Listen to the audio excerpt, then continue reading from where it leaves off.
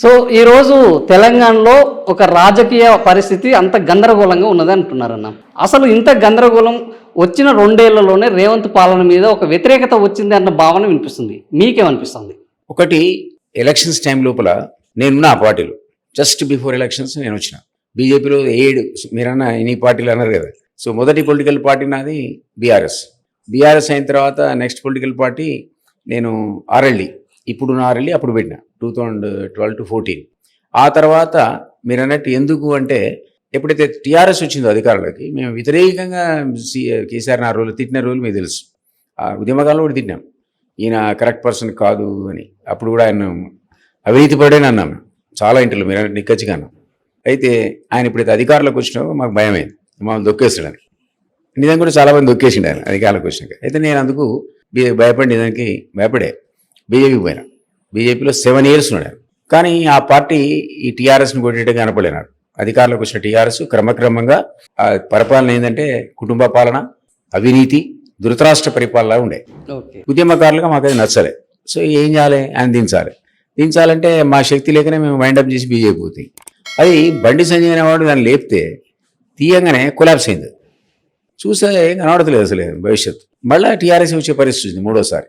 అప్పుడు మేమందరం ఇక లాభం లేదని కోమటిరెడ్డి రాజగోపాల్ గారు కూడా నన్ను రిక్వెస్ట్ చేసిన, అన్న దీంతో కాదు బీజేపీతో మనం పోవాల్సింది అంటే ఆయనతో కలిసిపోయినా. అట్లా ఆయనతో కలిసిపోవడం వల్ల రేవంత్ రెడ్డి కూడా నేనంటే కొద్దిగా వ్యతిరేకత ఏర్పడింది. అప్పుడు కాంగ్రెస్లో పోవడానికి కారణం అది. అయితే ఏమనుకున్నాం, ఈయన దించాలి అనుకున్నాం, ఏదో రకంగా దిగిపోయాడు. మీ అందరం అప్పుడు ఒక వేవులాగా వచ్చింది. వివేక్ వచ్చినాడు, నేను వచ్చిన, ఎన్ఎం శ్రీనివాసరెడ్డి పోయిండు, అందరం బీజేపీ నుంచి వదిలిపోయి ఒకడో అందులో చేరాల్సిన పరిస్థితి ఏర్పడ్డది. దానివల్ల కొంత వేవ్ కూడా వచ్చింది. ఒక 5-6 కొత్త జామ అయినరు, గెలిచారు. అట్లా 5-6 లాభంతోనే వాళ్ళు అధికారంలోకి వచ్చారు. అయితే ఏమైంది, అన్ఫార్చునేట్లీ రేవంత్ విపరీతమైన హామీలు కాంగ్రెస్ పార్టీ గుప్పించి రేవంత్ గుప్పించి, మీరు అన్నారు కదా ఎందుకు రేవంత్ పాలన ఇట్లయిందంటే ఆ 2 yearsలో దాన్ని చేద్దామంటే కూడా అడగడు, డబ్బులే లేవు. ఎట్లా చేస్తాడు, డబ్బులు ఏంది మరి, హామీల సంగతి ఏంది? ఈ 6 హామీలు 3 నెరవేర్చాడు, 3 ఏమో నీటి మీద మూటలు అయిపోయినాయి. అదొకటి. అంటే విదిన్ ఆయనకేమో 10 ఏళ్ళు పట్టింది కొలాప్స్ కావడానికి, ఈయనకు 10 నెలలు పట్టింది కొలాబ్. 10 నెలల తర్వాత ఇప్పుడు ఇంకో 10 నెలల్లో 1-2 కార్యక్రమాలు ఏమో మళ్ళీ కొత్తగా చేసిన పరిస్థితి కనబడదు. కానీ ఆయన ఇంకా తేరుకోలేదు, కోలుకోలేదు. పార్టీ పరిస్థితి ఒక రకంగా ఏ తిట్లతో అయితే అధికారంలోకి వచ్చిన రేవంత్ సీఎం అదే తిట్లతో తను తవ్వుకున్న గుదిలో తనే పడాడు. ఇంకా నువ్వు టీఆర్ఎస్ నుంచి తిట్ల పోయి అధికారంలోకి వచ్చి 2 ఏళ్ళైనాక ఇంకా కేటీఆర్ ఏంది, ఇంకా కేసీఆర్ ఏంది, ఇంకా బీఆర్ఎస్ ఏంది? నీ కథ ఏందో చెప్పు. నీకు చేత కావట్లేదు, నువ్వేమంటున్నావు, నాకు డబ్బులు కావాలంటే నువ్వు కోసుకొని తినడానికి సీఎం నన్ను కోసుకొని తింటామని. దాని అర్థం ఏంటంటే అశక్తుడు అయిపోయాడు, చేతులు ఎత్తేసాడు ఆయన. సో కాంగ్రెస్ తిరిగి అధికారంలోకి రావడం అనేది సాధ్యపడే పని కాదు. మళ్ళా అన్ఫార్చునేట్ పోని ఉద్యమ ఆకాంక్షలకు అనుగుణంగా అక్కడ టీఆర్ఎస్ అనేవాడు, బీఆర్ఎస్ అనేవాడు ఉద్యమ ద్రోహులకు సీట్లు ఇచ్చి, మంత్రి పదవులు ఇచ్చి, వేరే పార్టీని తీసుకొని పార్టీని ఖతం చేసి ఇప్పుడు యాంటీ డిఫెక్షన్ మీద దొరగారు కొట్టుకుపోయింది కదా. ఆ రోజులు ఆయన విచ్చలమే చేసిండు అది. ఇప్పుడు అదే ఆయనకు పాపం శాపమే కూర్చుంది. ఇప్పుడు పోయి కోర్టులు వేసిండు ఆయన. కోర్టు డైరెక్షన్ ఇచ్చింది, 3 నెలలు నువ్వు ఏం చేస్తావు చేయని స్పీకర్కు పాపం అబ్జర్వేషన్ అను దాన్ని ఏమన్నాను. సో నేనేమంటున్నా అంటే ఆ విధమైనటువంటి పరిపాలన కేసీఆర్ దగ్గర నుంచి రేవంత్ దగ్గర మనం ఎక్స్పెక్ట్ చేయలేదు. ఆయన చేసినటువంటి ఉద్యమ వ్యతిరేక కార్యక్రమాలు ఈయన కూడా చేస్తున్నాడు. ఈయన ఉద్యమకాడు కాదు, ఈయనకు తెలంగాణ సోయి లేదు, ఆయనకు అవకాశం లేకుండే. తప్పట్లేదు. నేను 69 ఉద్యమంలో నేనున్నా, ఇప్పుడు నాకు 70 ఏళ్ళు. 69 yearsలో 69 యాజిటేషన్లో 10th classలో ఆడాను. 1 day గెలిపాను మేమందరం మా ఫ్రెండ్స్. అంటే మేము తొలి దశ ఉద్యోగకారులు, మళ్ళీ దశలో చేరినాం. మళ్ళీ అగ్రభాగం కోదండ మహాత్మా గాంధీ ఉద్యమం చేస్తుంటే సుభాష్ నేతాజీ ఉద్యమం చేసినాం. అందరూ తెలుసు టీఆర్ఎల్ అగ్రెసివ్ పార్టీ చేసినాం. ఇవన్నీ నాకు మాకు బాగా అనిపిస్తుంది. ఈయన కూడా ఉద్యమ ద్రోవులకి పెద్ద పెట్టిస్తాడు. ఇప్పుడు తెలంగాణ కోసం మేము ఢిల్లీలో ఇంటింటికి పోయి అన్ని ప్రతిపక్ష పార్టీలు కలిసి నా డ్యూటీ కింద నేను, ఎందుకంటే ప్రతిపక్షాల దగ్గర నుంచి అనుకూలమైన లెటర్ తెలంగాణకు తేవాలన్నది అప్పుడు యూపీ అజెండా, తెలంగాణ మా అజెండా. వాళ్ళు ఏమన్నారంటే యూపీలో మీరు in consultation with partners after due deliberations and discussions Telangana వెళ్ళి ఫామ్ అన్నాడు. అని తెలంగాణకు ప్రణబ్ కమిటీని వేసి పారేసి వేసే ప్రణబ్ కమిటీ దగ్గరికి ప్రతి పార్టీ దగ్గర పోవాలి, కేసీఆర్తో కలిసి ప్రెస్ మీట్ పెట్టాలి, ముందు పోవాలని తర్వాత పోవాలి, అటంగా వెంబడి తిరిగి లెటర్ తేవాలి. తెచ్చి ఎవరు ఇవ్వాలి? కేసీఆర్ ఏడుగా నేను పోయి బెడ ముగ్గురికి ఇచ్చిరా. ఇయ్యాలి. ఇది మా అజెండా ఒకటి. అట్లా ఇంటింటికి పోయి తెలంగాణ ఎందుకు ఇవ్వాలని పాపం చనిపోయిన professor Jayashankar sir still seeking justice అని ఒక అద్భుతమైన పుస్తకం రాసిండు. ఓకే. సీడీ కూడా తీసాం అది ఆ రోజుల్లో. ఆ బుక్ పట్టుకొని ఇంటింటికి పోయి ఎక్కడైతే మేము లెటర్లు అడుగుతున్నామో ఆ లిటరేచర్ ఇచ్చి మేము వస్తుంటే పుస్తకం ఇయ్యాలి, లెటర్ ఇయ్యాలి. నేను నాయనక బట్టి విక్రమార్క ఆయన మిత్రులు ఎందుకు ఏ ఊరు లిటరేచర్ తెలంగాణ ఇయ్యద్దని. ఆ బట్టి విక్రమార్క ఇప్పుడు మనకేంటి? ఉప ముఖ్యమంత్రి తెలంగాణకు. మన కర్మ కదా అది. తెలంగాణ ఇవ్వద్దన్నోడు మనకు ఉప ముఖ్యమంత్రి ఎట్లుంటాడు? తెలంగాణకు వ్యతిరేకంగా పనిచేశాడు ముఖ్యమంత్రి. ఉండొచ్చా? తెలంగాణలో అసలు పని చేయనోడే ముఖ్యమంత్రి, ముఖ్యమంత్రి వ్యతిరేకించినోడే ఉప ముఖ్యమంత్రి, ముఖ్యమంత్రి కాల్పు జరిపినా మనకు మంత్రి. మంత్రి 9 మంది వరంగల్లో కాల్పు జరిపితే అవును నేను తొరువులో నన్ను పోలీసులు అరెస్ట్ చేశారు. అవును. తీసి అక్కడ పెట్టినారు, కూర్చోబెట్టారు రాత్రి 8 దాకా. 8 తర్వాత అక్కడ కాల్పులు జరిగి నేను తెలుసుకొని ఎంజిఎం పోయినా.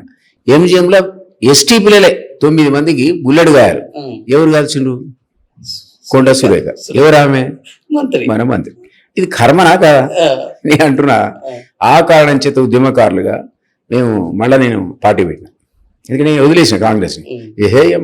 అన్న ఇప్పుడు మీకు ఇదంతా స్టోరీ ముందే సింపుల్ చెప్పేసి నీకు ఎన్ని పార్టీలు ఎందుకు మారినా ఏ పార్టీ పరిస్థితి స్టోరీ అంతా మీకు ముందే తెలుసు. రేవంత్ రెడ్డి ఎవరో తెలుసు, బట్టి ఎవరో తెలుసు, కొండ ఎవరో తెలుసు. వీళ్ళందరూ మీరు చేరేటప్పుడు అదే పార్టీలో ఉన్నారు. మరి నువ్వు ఆయన తీసుకొచ్చి ఉప ముఖ్యమంత్రి చేస్తావని మంత్రి చేస్తావని నువ్వు అనుకుంటావా? ఉద్యమకారులు పార్టీ లేదా మనం అనుకోదు కదా. కానీ ఆ మిత్రుడు ఎంత ఉద్యమకారుడు కాకపోయినా తెలంగాణ సోయితో పరిపాలించిన మనందరం కలిసి పట్టం కట్టి ముఖ్యమంత్రి చేసినాం కదా. మనం అనుకుంటాం కదా కేసీఆర్ లాగా ఇది శ్రీనివాస యాదవ్ పట్టుకొచ్చి మంత్రి చేస్తాడని, లేకపోతే బట్టి సమైక్యవాదం తెచ్చి ఉప ముఖ్యమంత్రి చేస్తాడని, ఆ ఉద్యమ వ్యతిరేకమైన కొండా సురేఖ మంత్రి చేస్తాడు నువ్వు అనుకుంటావా? ఆ పార్టీలో నేను అంటున్నా ఓ రాజగోపాల్ రెడ్డి ఉన్నాడు కదా, ఇప్పుడు ప్రభాకర్ నాడు ఉద్యమకారుడు, నువ్వేం మాడడానికి వెళ్ళలేదు. కృష్ణారావు నాడు రాజీనామా చేసాడు, నువ్వు మాడడానికి వీల్లేదు. కోమటిరెడ్డి వెంకటరెడ్డి నాడు రాజీనామా చేసాడు మంత్రి పదవికి తెలంగాణ కోసం, నువ్వు మాడడానికి వీల్లేదు. ఓకే, మంచి వాళ్ళని పెట్టుకున్నావు పోయి. నీకు కొండ సురేఖ ఎందుకు, ఈ బట్టి విక్రమార్క ఎందుకు? అది బోంగా 10% అట ఆయన మిత్రుడి వైఫ్కి ఇస్తేనే బిల్లు పాస్ అవుతాడ. మీడియాలో చూపిస్తున్నారు, నా మాటలు కావు. అదే కమిషన్. ఇది ఎక్కడ కమిషన్ అండి? తెలంగాణలో నువ్వు ఈ పని చేయొచ్చా? నేను సింపుల్ ఎగ్జాంపుల్ చెప్తున్నా. ఈ రోజు తెలంగాణ పరిస్థితి ఏంటంటే పొయ్యి మీద నుంచి పెనం మీద పడ్డది, పెనం మీద నుంచి పొయ్యిలో పడ్డది. పెనం మీద నయం కదా, ఎడవని ఉంటుంది, ఆడికి వెళ్ళి పొయ్యిలో పడ్డది. ఇంతకంటే దారుణ పరిస్థితి లేదు. అందుకని నేను ఉద్యమాకుడు నేను ఫీల్ అవుతున్నా అంటే మళ్ళా ఆర్ఎల్డీ స్టార్ట్ చేయాల్సిందే, మళ్ళా పోరాటం చేయాల్సిందే. తెలంగాణకు ఉన్న శక్తులందరూ కూడా బయటికి రావాల్సిందే. నేను ఒక సీనియర్ కాంగ్రెస్ లీడర్ని అడిగిన, సరే ఇది అన్యాయం, తెలంగాణ సోయితో పరిపాలించాలా మీరు, లేదా తెలంగాణ ఉద్యమకారులకు పెద్దపీట వేయాలి అంటే ఆయన అన్నాడు, అసలు ఇప్పుడు తెలంగాణ ఉద్యమం ఎవరికైనా జ్ఞాపకం ఉందంటావా అన్నాడు. అప్పుడే సమాప్తం అయిపోయింది. They have closed it. ఇది నువ్వు ఊహించిన అంటున్నా నేను.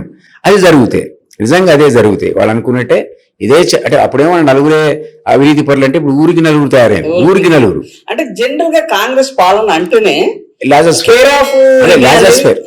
ఎవడిష్టం అదే. మరి అట్లాంటి దాంట్లో ఒక ఉద్యమకారుడు, పార్టీలకు వ్యవస్థాపకుడు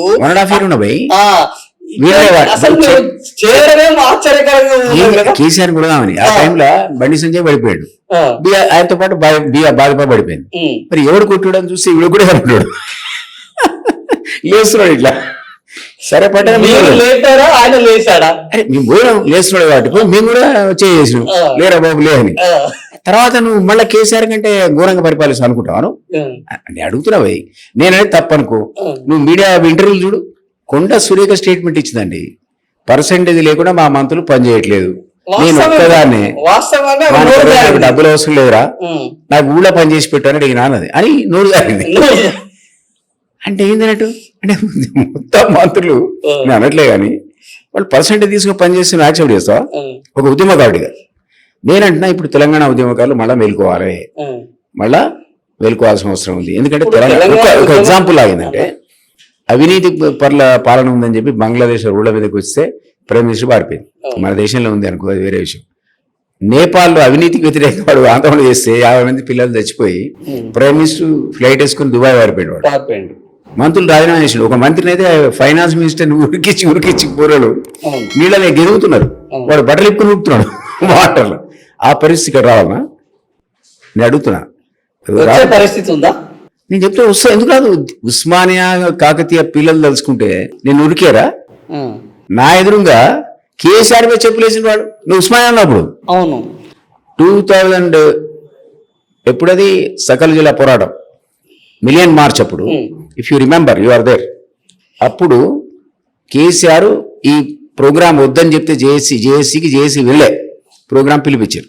ప్రతి వాడు ఏమనుకున్నాడంటే అసలు తెలంగాణ వాడివి అయితే ఆ ట్యాంక్ బండి ఎక్కకపోతే నువ్వు బతికి వేసేస్తున్నావు అనుకున్నాడు. అంతే, ప్రతి ఒక్కడు నిజంగా మిలియన్ మార్చేది. Million March. కేసీఆర్ లాభం లేదని 1 గంటకు బయలుదేరి తాగిలేసి, అప్పుడు పిల్లలు ఉస్మానియా పిల్లలు పరిగెత్తి చెప్పులు వేసేసినారు మీద.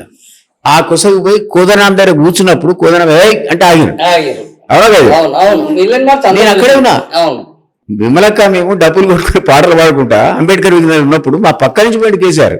ఇదే ఉస్మానియా పిల్లలు తలుచుకుంటే ఉరికాయలేరా మళ్ళా? ఎవరిని ఉరికారో నేను చెప్పను కానీ ఉరికిస్తారా ఉరికారా?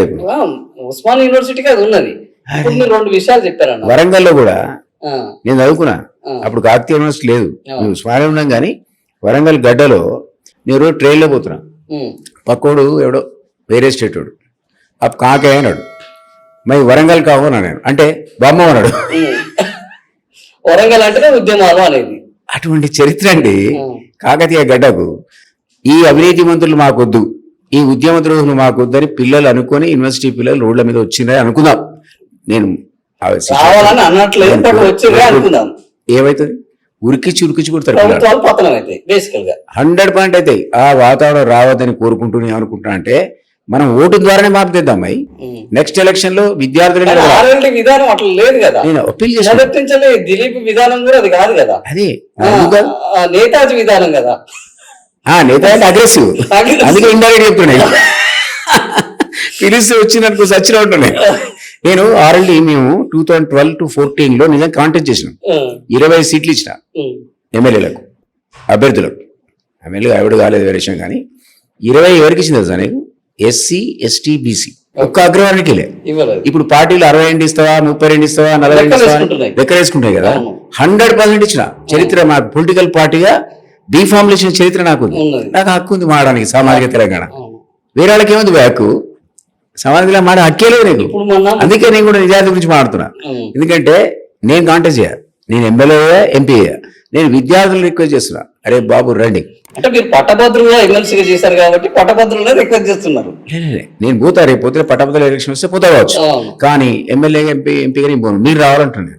యువకులు ఈ రోజు మేము ఏమంటున్నాం అంటే, మీరు రండి, బీఫార్లు ఇస్తాం, మీకు కావాల్సిన వాల్ పోస్టర్లు ఇస్తాం, కరపత్రాలు ఇస్తాం, వాల్ రైటింగ్ కూడా ఇస్తాం.